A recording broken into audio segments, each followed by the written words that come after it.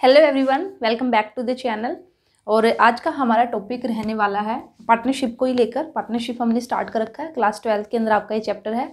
तो partnership fundamentals, तो जो पार्टनरशिप का मीनिंग है, कैरेक्टरिस्टिक्स है या फिर फीचर्स कहिए, ठीक है, तो ये सब हम कर चुके हैं। और इसी के साथ ही हमने बात की थी पार्टनरशिप डीड की। तो बेसिकली हमने बात की थी कि जो पार्टनरशिप है वो किसका आउटकम है, आउटकम ऑफ एन एग्रीमेंट। तो जो भी एग्रीमेंट होगा उसके अंदर हमारी कुछ ना कुछ टर्म्स एंड कंडीशन होगी, और जो टर्म्स एंड कंडीशन एक डॉक्यूमेंट के अंदर मेंशन रहती, ठीक है। तो बेसिकली पार्टनरशिप डीड क्या था, a written document in which all the terms and the condition regarding the partnership form contain. तो उसके अंदर जो भी हमारी पार्टनरशिप होगी उसके रिगार्डिंग जब हम एक रिटन डॉक्यूमेंट हम तैयार करते हैं और उसमें हम सारी की सारी टर्म्स एंड कंडीशन उसको मेंशन करते हैं, तो वही बेसिकली हमारा क्या कहलाता है, पार्टनरशिप डीड। तो ये सब हमने बात कर ली थी, कौन कौन से पॉइंट्स थे जो कि पार्टनरशिप डीड में होने चाहिए। और इसी के साथ ही आज की जो ये वीडियो है इसमें हम बात करेंगे राइट्स ऑफ द पार्टनर्स और some special provisions of Indian partnership act 1932 in the absence of the partnership deed. अगर पार्टनरशिप डीड हमारा साइलेंट है या अब्सेंस है पार्टनरशिप डीड की, पार्टनरशिप डीड में कुछ हमने नहीं लिखा है, तो उस रिगार्डिंग हमारे कुछ स्पेशल प्रोविजंस है उनकी हम बात करेंगे। और इसी के साथ ही हम बात करेंगे लायबिलिटी ऑफ अ पार्टनर्स। तो चलिए फिर स्टार्ट करते हैं। तो सबसे पहले हम बात करेंगे यहाँ पे राइट्स ऑफ अ पार्टनर्स। तो राइट्स की अगर मैं बात करती हूँ तो जो पार्टनर्स है उनके क्या क्या राइट्स है। तो जो फर्स्ट राइट है आपका यहाँ पे, right to be consulted about the affairs of the business. तो जो भी बिजनेस है, ठीक है, उसके जो भी अफेयर्स है उसके रिगार्डिंग एक जो पार्टनर्स है उससे क्या किया जाएगा, कंसल्ट किया जाएगा। तो ये आपका क्या फर्स्ट राइट है कि भाई उसकी सलाह ली जाएगी एक तरह से। तो फर्स्ट राइट हो जाएगा हमारा राइट टू बी कंसल्टेड। इसी के साथ ही नेक्स्ट है right to be inspect the books of the account से। तो जो भी पार्टनर्स होगा, हर एक पार्टनर्स को राइट है जो भी बुक्स ऑफ अकाउंट से एक पार्टनरशिप फॉर्म की, वो उनको क्या कर सकता है, इंस्पेक्ट उसको कर सकता है, चेक उसको कर सकता है। इसी के साथ ही नेक्स्ट हमारा राइट है right to participate in the management. तो जो भी मैनेजमेंट है, ठीक है, तो मैनेजमेंट के अंदर हर एक पार्टनर का राइट है, वो क्या कर सकता है, पार्टिसिपेट कर सकता है। जो भी डिसीजन मेकिंग प्रोसेस है तो कहीं ना कहीं वहाँ पे इन्फ्लुएंस कर सकता है, ठीक है। तो मैनेजमेंट में पार्टिसिपेट करने का राइट है पार्टनर्स का। इसी के साथ नेक्स्ट हमारा राइट है right to share the profit और the loss with the others. तो जो भी एक पार्टनरशिप फॉर्म के अंदर प्रॉफिट होगा या फिर लॉस होगा, तो पार्टनर्स का राइट है कि भाई वह उनको दूसरों के साथ एक तरह से क्या करेगा, शेयर करेगा।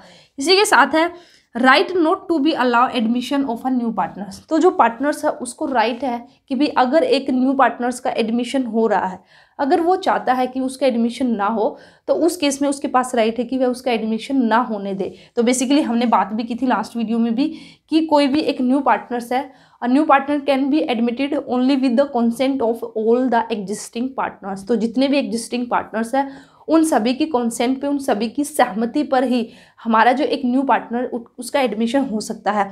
अगर जैसे कि मैंने बात की थी, अगर हमारे 30 पार्टनर हैं, 30 में से हमारे 29 पार्टनर्स हैं, ठीक है, उन्होंने तो येस बोल दिया कि हाँ जो एक नया पार्टनर है वो फर्म के अंदर आ सकता है। लेकिन अगर एक पार्टनर ने भी, ठीक है, नो बोल दिया, उसने अपनी परमिशन नहीं दी, तो उस केस में जो हमारा न्यू पार्टनर है उसका एडमिशन नहीं हो सकता। तो ये बात आपको जरूर से जरूर याद रखनी है। तो हर एक पार्टनर का राइट है कि भाई अगर वह चाहे तो किसी न्यू पार्टनर को पार्टनरशिप के अंदर ना आने दे, ठीक है। तो यहीं पे लिखा है right not to allow admission of a new partner, कि भाई एक न्यू पार्टनर है उसका एडमिशन नहीं होगा। अब हम बात करेंगे, यहाँ पे छोटा सा टॉपिक है बिल्कुल, लायबिलिटी ऑफ अ पार्टनर्स। तो लायबिलिटी की अगर मैं बात करती हूँ तो यहाँ पे मेन जो मैंने बात की थी, अब फीचर्स में भी बात की थी, तो जो पार्टनर्स है उसकी जो लायबिलिटी है वो बेसिकली क्या है, अनलिमिटेड है, ठीक है। तो अनलिमिटेड का मतलब क्या, लिमिट का मतलब क्या कि भाई एक लिमिट में रहना, अनलिमिटेड का मतलब कोई भी यहाँ पे लिमिट नहीं है। बेसिकली यहाँ पे हम बात कर सकते हैं अगर ज़रूरत पड़ी तो जो पार्टनर्स की जो पर्सनल प्रॉपर्टी है उसका भी यूज किया जा सकता है फर्म के डेट की पेमेंट करने में। तो इसलिए बेसिकली हम बोलते हैं कि जो पार्टनर्स है उसकी लायबिलिटी हमारी क्या होती है, अनलिमिटेड। वहीं पे अगर मैं बात करती हूँ कंपनी की, आगे हम कंपनी के बारे में भी अच्छे से करेंगे, अभी फिलहाल थोड़ा सा आप हिंट लीजिए। जो कंपनी की अगर हम बात करते हैं तो कंपनी में जो लायबिलिटी रहती है वो लिमिटेड रहती है, ठीक है। लेकिन वहीं पे अगर बात करते हैं हम पार्टनरशिप की, तो जो पार्टनर्स है उनकी लायबिलिटी रहेगी अनलिमिटेड। इसी के साथ ही यहाँ पे 2 पॉइंट्स और है इंपॉर्टेंट, आपको नॉलेज होनी चाहिए, ठीक है। तो ये पॉइंट भी आप यहाँ पे नोट कर लीजिए। तो लायबिलिटी ऑफ पार्टनर्स की बात करती हूँ तो 2 तरह से और एक पार्टनर्स की लायबिलिटी निकलती है। 2 तरह से बेसिकली हमारी क्या लायबिलिटी है, if a partners carried on a business that is similar to that of the firm, ठीक है। अगर एक पार्टनर एक इस तरह का बिजनेस कैरी करता है, इस तरह का बिजनेस कैरी करता है। देखिए ये तो आपका जो फर्म का बिजनेस है, ठीक है, और यहाँ पे जो पार्टनर्स है उसका अपना पर्सनल ये बिजनेस उसने कैरी किया है, पर्सनल उसका बिजनेस है, ठीक है। तो यहाँ पे जैसे ये कपड़े का है, ठीक है, कपड़ा ही लगा लेती हूँ मैं, कपड़े की एक पार्टनरशिप फर्म है और उसने अपना पर्सनल भी बिल्कुल फर्म के पास में उसने अपनी एक शॉप और खोल ली और वहाँ पे वह कपड़ा ही बेचने लग गया, ठीक है।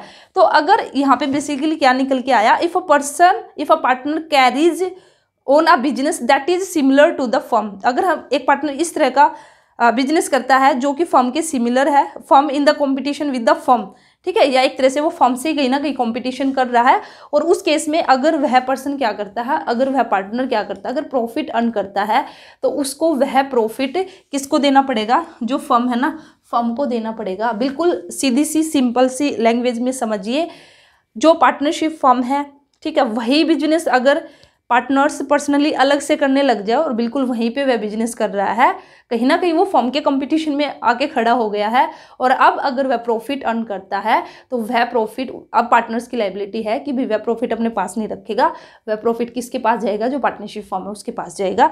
तो फर्स्ट लायबिलिटी ये क्रिएट हो जाएगी पार्टनर्स की। सेकेंड क्या है, if a partners earn profit from himself from any transaction of a firm, ठीक है, यहाँ पे क्या किया, जो पार्टनर्स है उसने क्या किया, उसने प्रॉफिट अर्न कर लिया, प्रॉफिट तो उसने अपने आप ही अर्न किया है।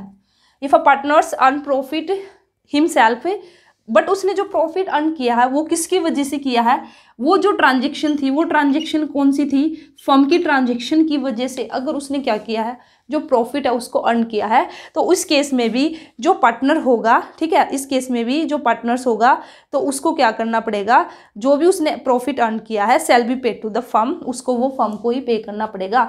फर्म की वजह से अगर कोई ट्रांजेक्शन हुई या फर्म्स की कोई प्रॉपर्टी यूज करके उसने फर्म के कनेक्शन के साथ अगर पार्टनर्स ने कोई भी पर्सनल प्रॉफिट यूज किया है, एक तरह से अर्न किया, ठीक है, तो उस केस में वो प्रॉफिट उसका प्रॉफिट नहीं माना जाएगा पार्टनर्स का, उसको फाइनली वह जो प्रॉफिट है वो किसको देना पड़ेगा, जो फर्म है उसी को देना पड़ेगा। तो बेसिकली ये यहाँ पे दो लायबिलिटी है जो कि एक पार्टनर्स की क्रिएट हो सकती है, तो उसको ध्यान रखना है इन बातों का, ठीक है। तो अब हम बात करेंगे in the absence of the partnership deed, PD का मतलब है यहाँ पे पार्टनरशिप डीड, शॉर्ट फॉर्म में मैंने लिखा है in the absence of the partnership deed, या फिर हम कह सकते हैं if the partnership deed is silent, अगर हमने पार्टनरशिप डीड है वही हमने नहीं बनाया, ठीक है, या फिर हमने पार्टनरशिप डीड है वो तो हमने बनाया लेकिन फिर भी हमने कुछ प्रोविजंस थे या कुछ टर्म्स एंड कंडीशन थी उनको उसमें मेंशन नहीं किया, या हम भूल गए, कुछ भी हो सकता है, तो उस केस में कुछ स्पेशल प्रोविजंस आपके इंडियन पार्टनरशिप एक्ट 1932 आपके एप्लीकेबल होंगे। वैसे मैं आपको ऑलरेडी करा चुकी हूँ कि भी हमारा जो इंडियन पार्टनरशिप एक्ट है वो उसके जो रूल्स एप्लीकेबल होंगे वे थोड़े से अलग थे, ठीक है, वे आपके बिल्कुल कॉमन है, वो आपको देखने को मिलेंगे हर जगह, लेकिन इनके बारे में भी आपको थोड़ी सी नॉलेज होनी चाहिए। तो ये आपके कुछ स्पेशल प्रोविजन क्या क्या है, if all the partners agree a minor may be admitted for the benefit of a partnership. तो मैं आपको बता दूं, तो मैं एक बार आप यहाँ पे ना इसको वीडियो को पॉज करके, ठीक है, ये राइट डाउन करना चाहो तो राइट डाउन कर सकते हो, या फिर इसका स्क्रीनशॉट लेना चाहो तो स्क्रीनशॉट ले लीजिए, और फिर बाद में आप अपने नोट्स भी बना सकते हैं, जैसे भी आपको अच्छा लगे, ठीक है। तो अभी देखिए, अभी मैं आपको बता दूं, जो फर्स्ट है हमारा, अगर पार्टनरशिप डीड हमारा क्या है, साइलेंट है, पार्टनरशिप डीड क्या है, साइलेंट है, तो उस केस में अगर एक माइनर है क्या उसका एडमिशन हो सकता है। तो सबसे पहले तो यही है, माइनर हो चाहे फिर आपका माइनर ना हो, ठीक है, सभी जो पार्टनर्स हैं उनकी कंसेंट होनी जरूरी है, तभी आपका एडमिशन होगा। लेकिन अगर मैं बात करती हूँ इंडियन कॉन्ट्रैक्ट एक्ट 1872, ठीक है, तो इंडियन कॉन्ट्रैक्ट 1872 ये बोलता है कि भाई वही पार्टनर बनेगा जो कि भाई कैपेबल होगा पार्टनर बनने की, या फिर every person become partners except the following, अभी मैं आपको कुछ बताऊंगी, उनको छोड़कर हर कोई क्या कर सकता है, जो एक तरह से पार्टनर्स है वो बन सकता है। तो उसमें जो फर्स्ट था ना, फर्स्ट यही था माइनर, कि जो एक माइनर है ना, माइनर का मतलब क्या है, जो 18 की एज से क्या है, कम है, बिलो द 18 एज, ठीक है, तो जिसकी 18 साल से कम उम्र है वो हमारा क्या हो जाएगा, माइनर। तो ये इंडियन कॉन्ट्रैक्ट एक्ट 1872 बोलता है कि भाई जो माइनर है वो एक पार्टनर नहीं बन सकता, ठीक है, पार्टनरशिप फॉर्म के अंदर नहीं जा सकता।